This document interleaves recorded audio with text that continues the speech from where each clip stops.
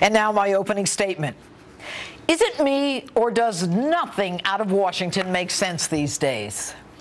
Our citizens, our world today is actually, despite ISIL, despite the visible killings that you see and how horrific they are, we are actually living in a period of less daily threat to Americans and to people in the world than normally. When the final accounting is done, 2014 will have been the most lethal year for global terrorism in the 45 years such data has been compiled. You know, it's like these guys are actually auditioning to replace that old comedy duo, Abbott and Costello. Who's on first, what's on second, I don't know, is on third. You know the guy's names on the baseball team? Yes. Well, go ahead. Who's on first? Yes. I mean the guy's name. Who? The guy playing first. Who? The guy playing first base. Who? The guy on first base.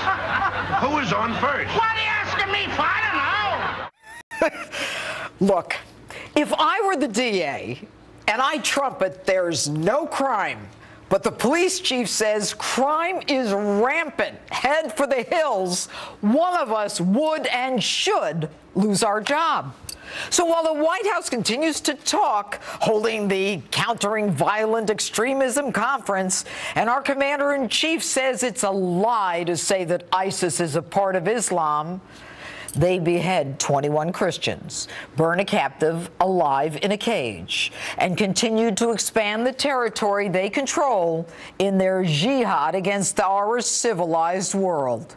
And as Iran fires a new strategic weapon and simulates an attack on an American aircraft carrier, our commander-in-chief so desperate to negotiate with them that he throws our one solid ally in the Middle East, Israel, under the bus. Mr. President, you have tried to prevent Prime Minister Netanyahu from speaking before Congress. With all due respect, if you believe in the American Constitution and the First Amendment, there is something called free speech. And if you say you don't want him to speak because you don't want to appear to influence the upcoming Israeli election, then why did you send out that crack Sunday morning talk show theorist Susan Rice to say the visit would be destructive? Isn't the mere use of the word destructive an attempt to influence the upcoming Israeli election? You know, Mr. President, why does it feel like you're on the wrong side of things, on the wrong side of history? Why are you not working with Egypt and Jordan to eliminate ISIS? Both are Arab Muslim nations willing to identify the enemy as Islamic extremist.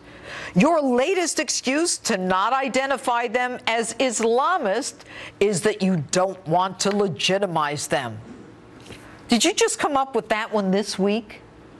If you didn't want to legitimize them, why did you get out of Iraq so fast, leaving room for them to move right in? And when 21 of his people were killed, beheaded, Egyptian President El-Sisi had his military take to the air within 24 hours to bomb his enemy. And when Jordanian King Abdullah heard of the burning of his soldier, he raced back to Jordan to rally his forces, hang 2 terrorists, and organize a military strike against ISIS. But you, Mr. President, what do? You hit the golf course within minutes of announcing the beheading of an American citizen. It must be good to be you.